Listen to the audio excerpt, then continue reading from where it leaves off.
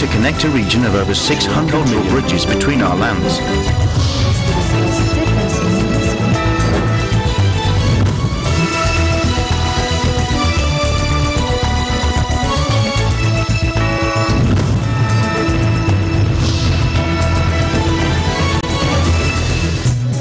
Hello and welcome to ASEAN in Focus. I'm Judith Amera, delivering to you the latest news in and around the ASEAN region. And now to the news. The telegenic leader of an anti-junta political party who rose to prominence in Thailand's election last month was charged with sedition Saturday, drawing hundreds of his supporters onto the streets, urging him to fight. Billionaire Thanathorn Jungrong Rangkit heads the youth-oriented Future Forward Party, which won more than 6 million votes in the March 24 poll, the first since a 2014 coup.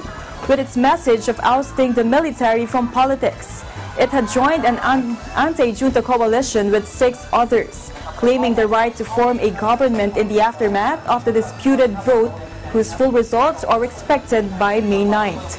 Earlier this week, he posted on Facebook that police had summoned him to appear on Saturday to face a sedition charge relating an anti-junta rally in 2015. He said the charge was politically motivated. Hundreds turned up on Saturday morning in front of Patumwan police station in downtown Bangkok, wearing t-shirts bearing the tycoon's face and shouting "Save Thanathorn," while waving placards that said "Military, get out." While inside, he and his party members tweeted out photos of what was happening, showing Thanathorn affixing his fingerprints on the charges, and representatives from foreign embassies and the UN observing the police procedure. More than 2 hours later, he emerged from the station and told reporters he had been charged with inciting unrest, helping the suspect escape, and the illegal assembly of more than 10 people for his actions in 2015.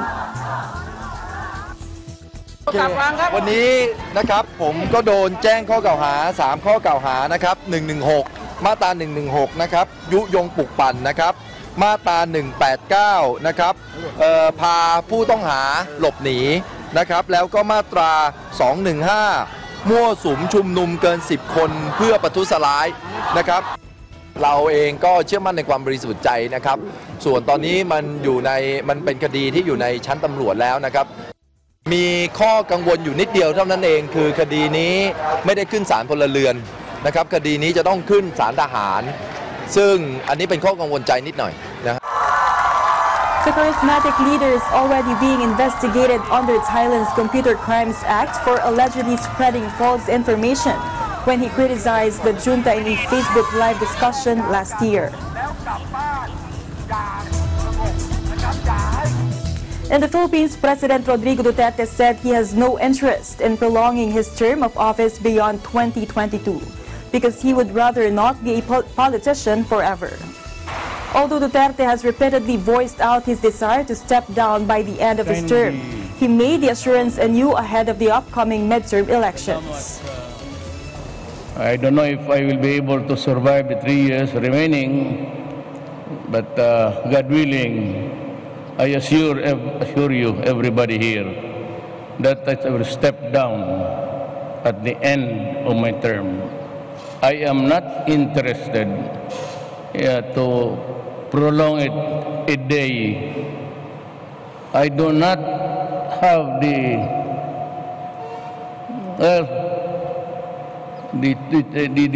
choice of being a politician forever. Duterte reiterated that he was tired and that both military and police knew very well that he could offer to step down anytime because of being frustrated by unceasing corruption within government. I'm tired, really tired. As a matter of fact, there was a time when I offered to step down before the military and the police in a conference, and the second time I was so exasperated by the corruption. Duterte also said he himself never meddled with any government transaction because he allowed his cabinet secretaries to manage their respective departments on their own. I do not want transactions or contracts of government with any other entity. I do not place any initial, and the papers do not come to my table. Hindi ako nag-perma ng transaction. All only about appointments. Matanong ninyo. Could be MRT, LRT, reclamation and everything. It begins and ends with the cabinet member. Duterte has been mayor of Davao City for over 20 years and also served as congressman representing Davao City in the House of Representatives before being elected as president in 2016. In other news, on February 6, 2019, Thai police announced that they had arrested and released a 51-year-old Frenchman expatriate in Singapore. Once back in France, he was arrested on March 30th in the city of Besançon and charged with rape and assault of at least 50 children in Southeast Asia. ที่อายุประมาณ 12-14 ปีแล้วก็เอาไปร่วมประเวณีนะครับไปพบกลุ่มเด็กๆที่อยู่แถวสนามกีฬาห้วยขวางเนี่ยก็ทำตีเนียนเข้าไปในการที่จะไปแบบเป็นจิตอาสาสอนภาษาอังกฤษสอนฟุตบอลอะไรให้เด็กๆอย่างเงี้ยครับแล้วก็พอเด็กๆมีความสนิทสนมกับตัวฝรั่งแล้วก็ชักจูงไปเพื่อจะไปร่วมประเวณีนะครับแล้วก็ให้ค่าตอบแทนเด็กในประมาณ800 ถึง 1,000 นะครับเขารับอย่างที่ท่านการเรียนครับว่าเขารับว่าถ่ายไว้เก็บไว้ดูเฉยๆ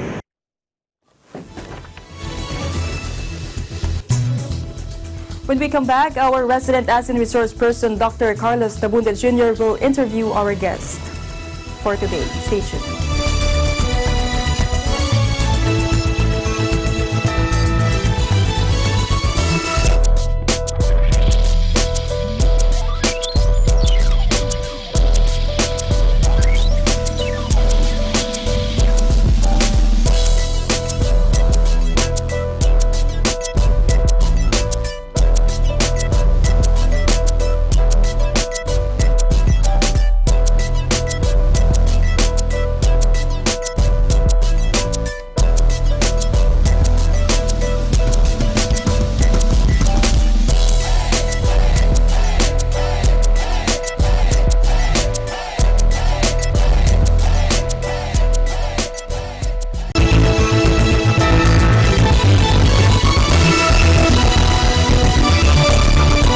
Welcome back to ASEAN in Focus. This is Kaloy Tamunda from the New Era University ASEAN Studies Center.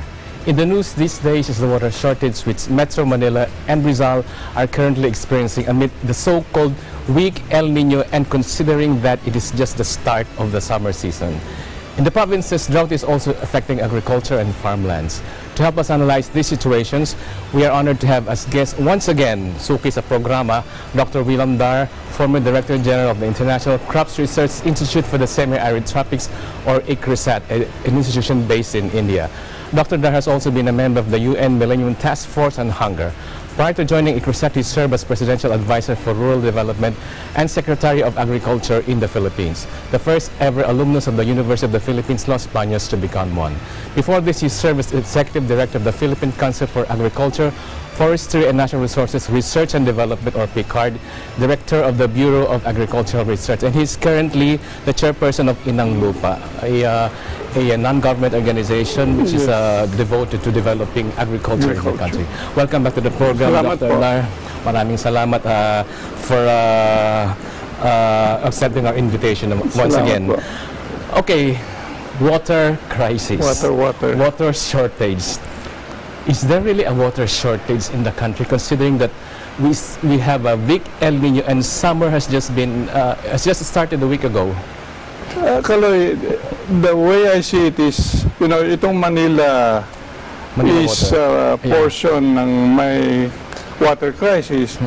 It's just a symptom of a national indication that really there is a water shortage in the country. Okay. Now, you may consider that we may have abundant water resources in the country. However, let me state the facts. Sa rainfall, we have 1,400 millimeters annually, but we are not harvesting. Number two, we have 18 major river basins. But Yes.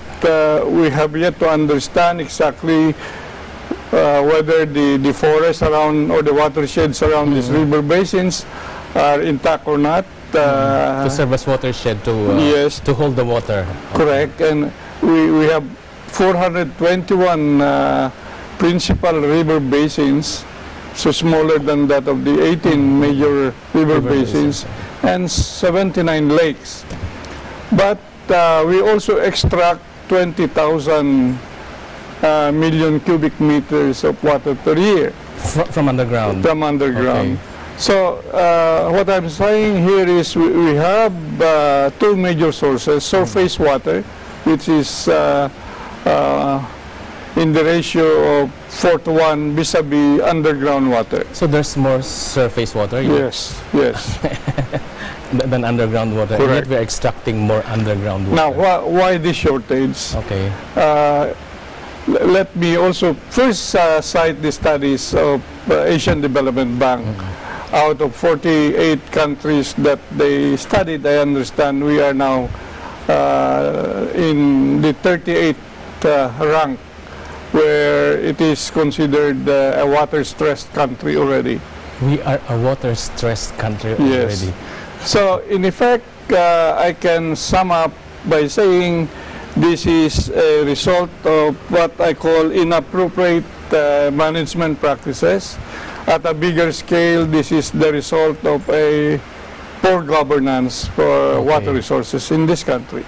So poor governance, because there's really, okay, there's global warming, there's climate change, but we really have water resources right now. So Correct. it's just a matter of, when you say poor governance, it's a matter of course, managing water resources. It's a matter of distributing them to the final Let me users. cite the facts about how many agencies are working on water or having some responsibilities on water.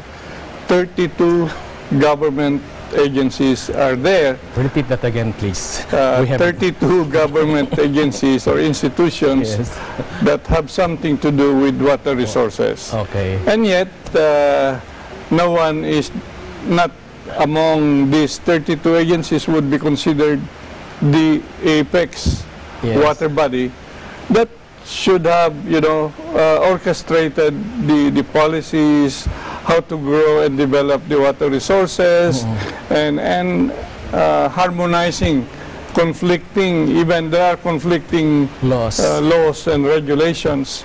As a result of all of this, various bodies or institutions engaged in water resources development. Shouldn't that be the role of the National Water Resources Board? To some extent, the National Water Resources Board, which is now placed under the Department of Environment and Natural Resources, is the body, but I would surmise that they don't have enough teeth to really, put to order and orchestrate the policy directions in water resources development. Yeah, but the thing is, has anybody in these 32 agencies projected that we will come to this shortage crisis where we are now? The water, there was a group, again under the purview of NEDA and DNR, and bringing in private sector and other institutions to discuss, again, water security for this country. And that, for the last almost 2.5 years, we had various stakeholder consultations in various regions, and the culminating National Water Security Summit was only done last March 21. Okay, so you were there. You were one of the conveners. You were one of the main presenters. Yes, I presented Cluster C, which is all about water security in agriculture and economic sectors. Okay, in those more than 2 years you were having these activities, hasn't anybody taken the lead in really identifying that come 2019 we will have this water shortage? Hasn't that been touched in your meetings? I don't know if that was part of the discussion, but we were, yes, of course, we were looking forward to solving, if not putting in place, a good structural set of reforms to put in place this Department of Water.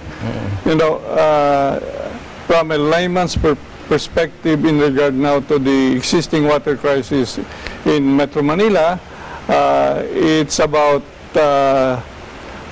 understanding that you have increasing number of people that will have to use water.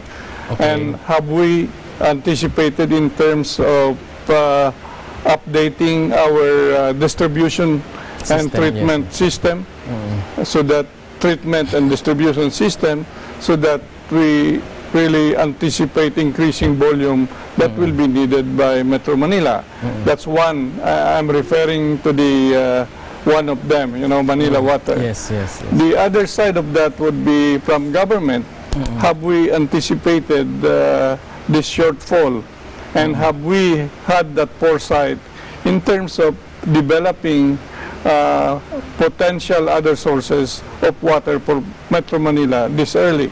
So again, it's really proactively and having to plan early enough, have that foresight to develop the very requirements, the water requirements for various cities and areas in this country. So let me get this straight.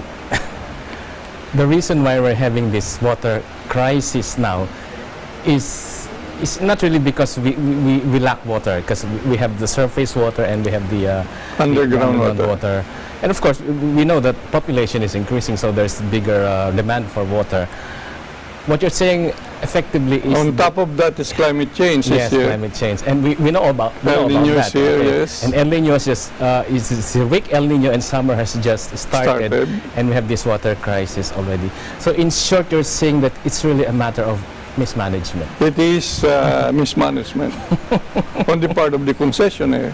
In the part of the concessionaires, the private concessionaires. Yes. But these private concessionaires are supposed to be under the oversight of the regulatory body. So they failed. Is it a failure of projection or really a failure of? You said it's they were not proactive lack of enough. foresight. It's not being able to appreciate the challenges brought about by increasing population. And now with El Niño, it will aggravate. Although claims today are that Angat Dam, which is the major source of the water for Metro Manila, still is at normal levels. But just recently also Pag-asa indicated, and because of the occurrence of El Niño phenomenon, that the level will really go down by the end of April.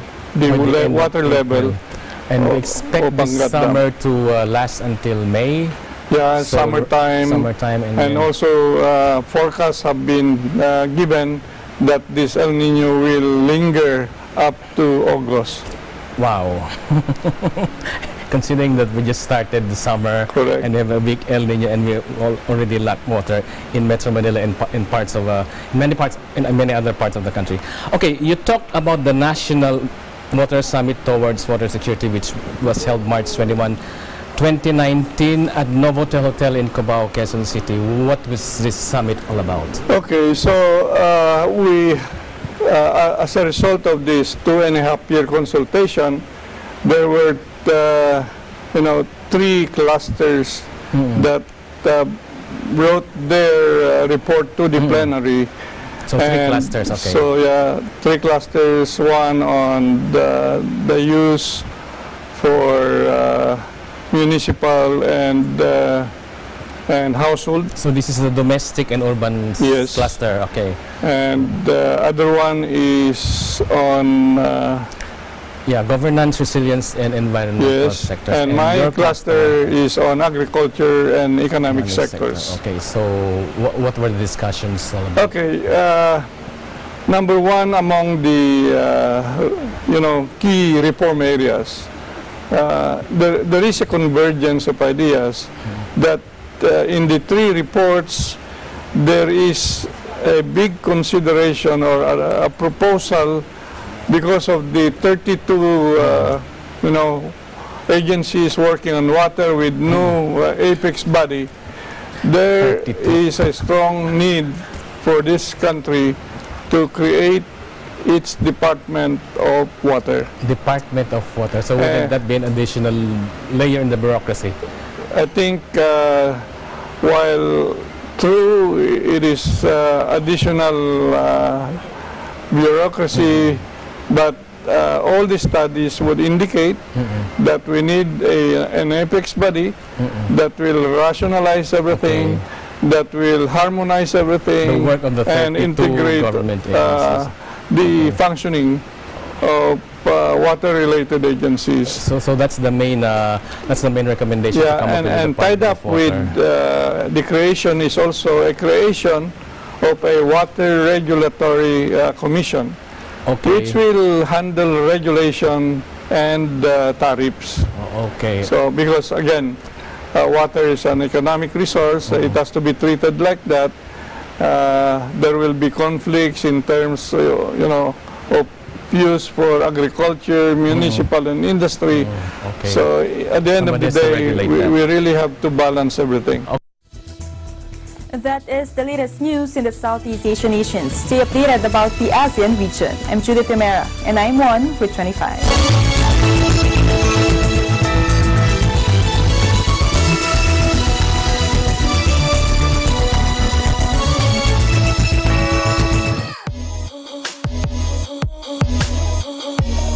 I am here at Gastown, which is a National Historic Site in Vancouver, British Columbia. Located in Vancouver's oldest neighborhood is the steam-powered clock, which is Gastown's most famous landmark. Make sure to tune in to Digital Nest every Tuesday and Thursday at 7:30 p.m. I am Lou Aquino, EBC correspondent, and I am one with 25.